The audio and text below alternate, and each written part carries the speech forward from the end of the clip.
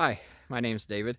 I own and operate Country Whatnot Gardens here just outside of Rochester, Indiana, which is about an hour south of the Michigan state line. And here behind me, I have Phyllostaches rorsicata spectabilis, one of the bamboos that I grow here. I grow 25 different species and varieties. And by spectabilis, right over here, we have a Japanese flowering quince bush. The variety is Toyo Nishiki, and it's a multicolored quince bush. It blooms white, red, and pink all in the same bush.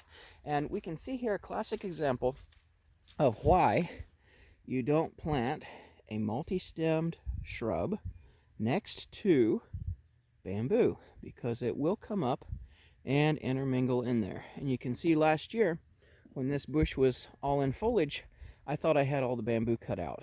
But as soon as the leaves dropped, after we got our first hard freeze, more showed up. You can see it's right in there with the quince. Now I have close to 80 quince bushes in the garden, and this is the only one that's planted this close to a grove of bamboo, and this is why. Even still, it's worth the little bit of extra effort because it looks really good here when this is in bloom in this particular spot in the garden. It looks really nice. So I'm going to set about with my garden loppers here. Right here. These are extendable handle ones, and I'm going to be using them to get in there and get that out of that quince bush, because if you allow green growth to grow further out than your edge of your grove, you're feeding these rhizomes, which then could grow further over there. Now these dwarf Alberta spruce bushes here, I know they're round instead of conical, but I kept them that way. I've trimmed them more as a style called tamamono.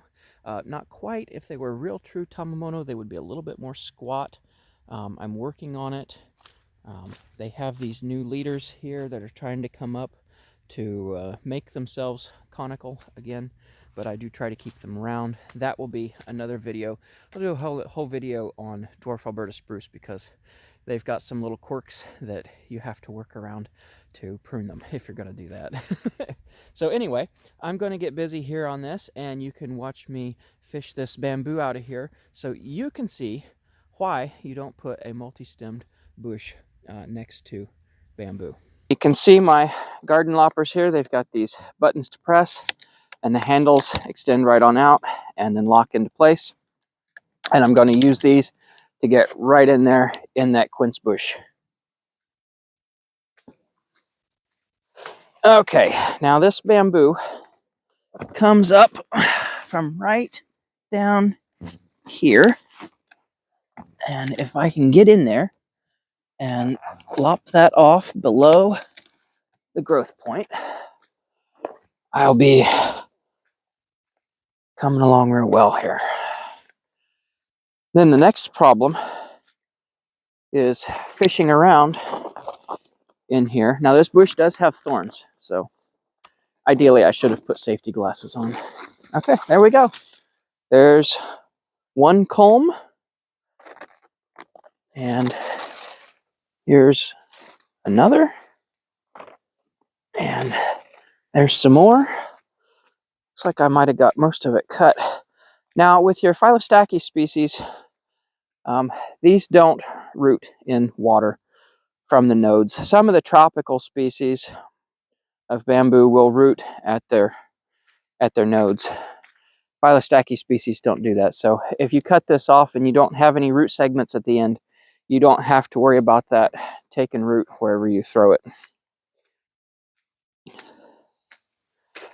And then, oh, I got this one too. All right. Okay.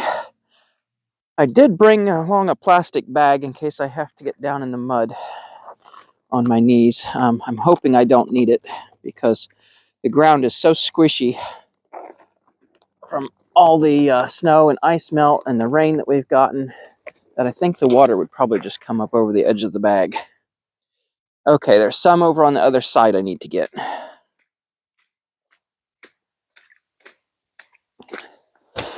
Let's see if I can find where it's coming from.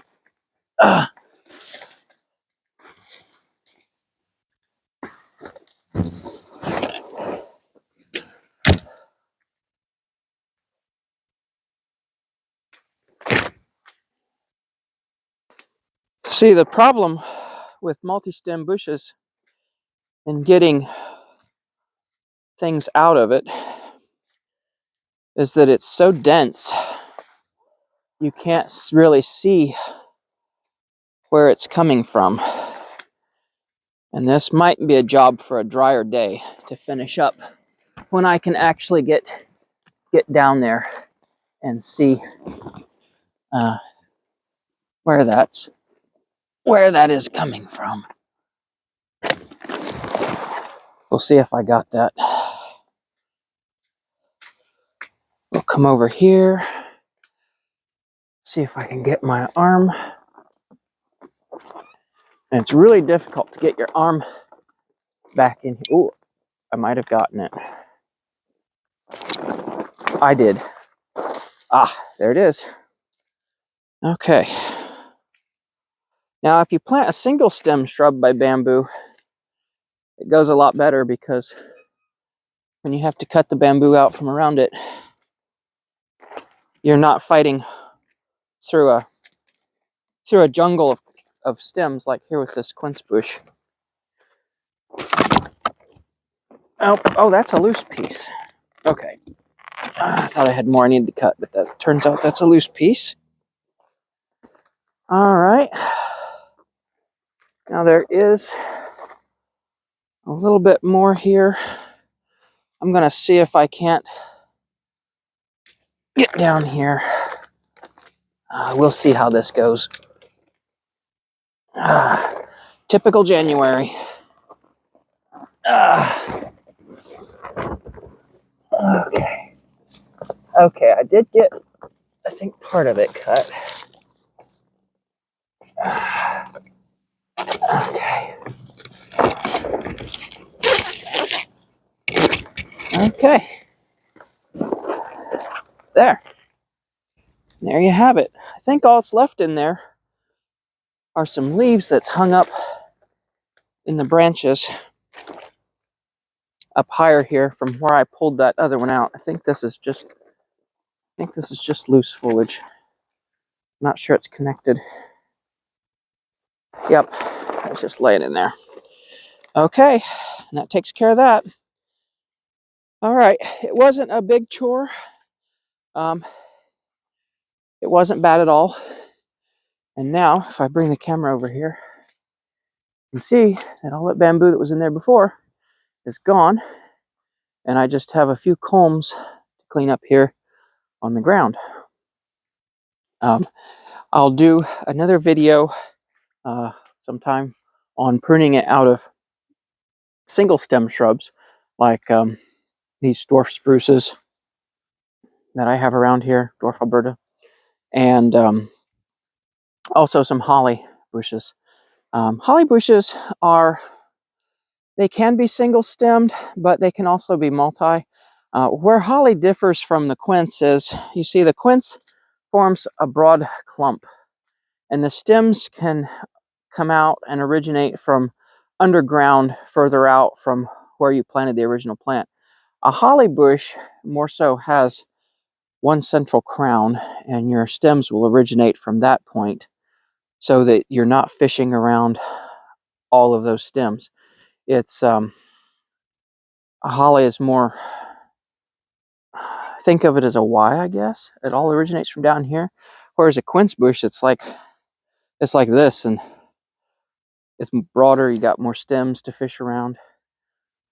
If you're going to plant bushes by bamboo, holly or dwarf Alberta spruce or something comparative to that would be better than quince bushes. And like I say, I've got close to 80 quince bushes in the garden. I've got 15 different varieties of Japanese flowering quince, and comprised of those 80 individual bushes, near 80, like 78 or so. It's close to 80. And this is the only bush that I have planted by the bamboo. And it's been there for, oh gosh, probably better than 20 years. So I've been doing this upkeep to it for quite a while, and I'll have to do a video on my quince bushes when they bloom in the spring. But I think that's going to wrap it up for today.